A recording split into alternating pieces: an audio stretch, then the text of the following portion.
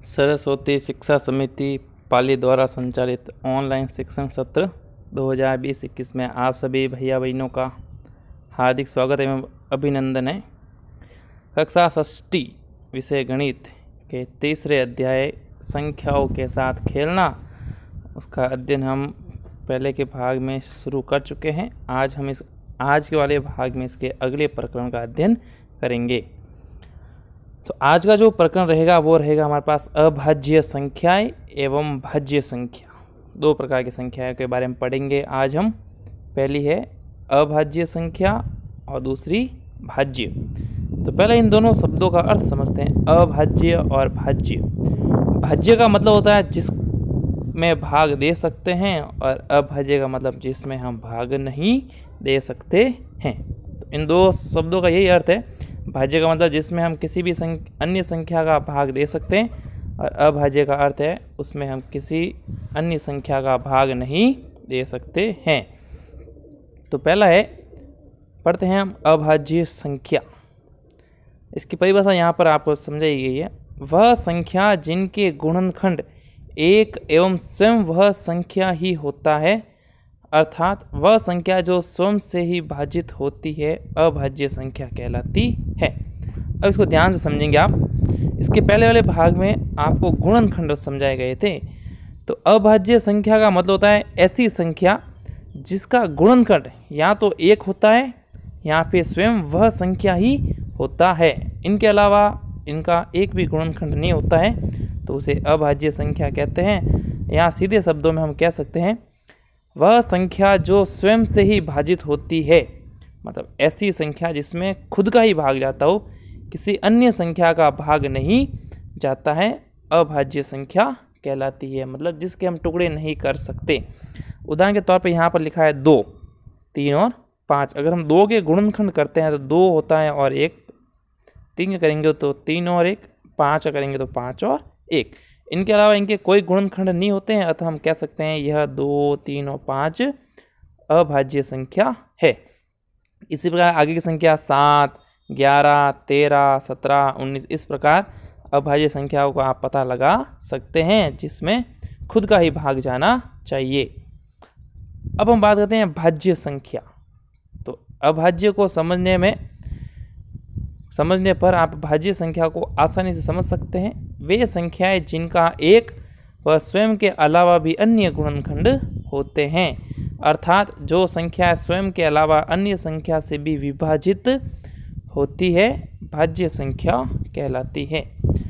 तो सीधे शब्दों का अर्थ आप समझ गए होंगे। ऐसी संख्या जिसमें खुद के अलावा दूसरी संख्या का भी अगर भाग जाता है तो वह भाज्य संख्या कहलाती है। उदाहरण के तौर पे 4, 6, 8 और 9 हमने लिखे हैं। तो 4 के अगर हम गुणनखंड करते हैं होते हैं 2 × 2, 6 के करते हैं 2 × 3। तो इसका मतलब है 2 का भी इसमें भाग जाता है, 3 का भी जाता है, 4 में 2 का भी जाता है, इस 2 का भी भाग जाता है। तो अतः हम कह सकते हैं यह सभी संख्याएं स्वयं के अलावा अन्य संख्याओं से भी विभाजित होती है, अतः यह भाज्य संख्याएं कहलाती है। तो यहाँ पर आपको कुछ एक सारणी के द्वारा समझाया गया है। यहाँ पे संख्या दे रखी है 1 से लेकर 12 तक, और यहाँ पर इनके गुणनखंड बताए गए हैं। जैसे 1 का गुणनखंड 1 ही होता है, 2 का होता है 1 और 2, 3 का 1 और 3, 4 का 1, 2, 4, 5 का 1 और 5। ये पहले हमने पढ़े हैं। तो इन गुणनखंडों की संख्या के आधार पर आपको बताना है कौन कौन सी भाज्य है और कौन कौन सी अभाज्य। तो जो 1 होती है वह तो न भाज्य है न अभाज्य। बाकी की संख्याओं की तुलना आप कर सकते हैं। जिनके 2 गुणनखंड होते हैं वह अभाज्य होगी, और जिनके 2 से अधिक गुणनखंड होंगे वह भाज्य होगी। जैसे कि यहाँ पर 2 गुणनखंड है तो यह अभाज्य है, यह भी अभाज्य संख्या कहलाएगी। इसमें 3 गुणनखंड है तो अतः कह सकते हैं यह जो है एक भाज्य संख्या है। तो इस प्रकार इस पूरे सारणी को आप समझ के अपनी गृह कक्षा कार्य के रूप में इसको लिखेंगे। अगला है सम व विषम संख्या। सम संख्या वह संख्या जिसका इकाई अंक 0, 2, 4, 6 और 8 होता है। सम संख्या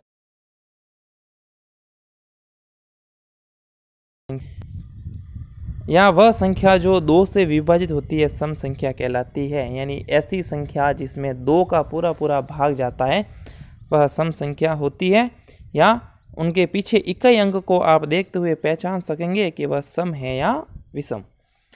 तो उदाहरण यहाँ पे 2, 4, 6, 8, 10, 12, 14, 16, 18, तो ये सब संख्याएं सम है। विषम संख्याएं, तो सम का विपरीत सम संख्या के अंदर 2 से विभाजित होती है, विषम के अंदर 2 से विभाजित नहीं होता है। वे संख्याएं जिनका इकाई अंक 1, 3, 5, 7, 9 होता है विषम संख्याएं कहलाती है। या जो संख्याएं 2 से विभाजित नहीं होती है विषम संख्या कहलाती है। तो यहाँ पर उदाहरण के तौर पर जितनी भी संख्याएं लिखी है वह 2 से पूरी पूरी विभाजित नहीं होती है, अतः हम कह सकते हैं यह सब विषम संख्याएं है। आइए बात करते हैं हम आज के गृह कार्य की। गृह कार्य के रूप में आपको संख्या 1 से लेकर 150 तक आने वाली समस्त अभाज्य संख्याएं आपको लिखनी हैं। अभाज्य संख्याओं को पहचानना है और 1 से लेकर 150 तक जितनी भी अभाज्य संख्याएं आती है उसको गृह कार्य के रूप में करना है। और जितना भी आज का जो लिखित काम है यहाँ से सब इन सभी कामों को आप आज के कक्षा कार्य के रूप में करेंगे और एक गृह कार्य हल करेंगे। आगे के भाग में इसके अगले भाग का अध्ययन करेंगे। धन्यवाद।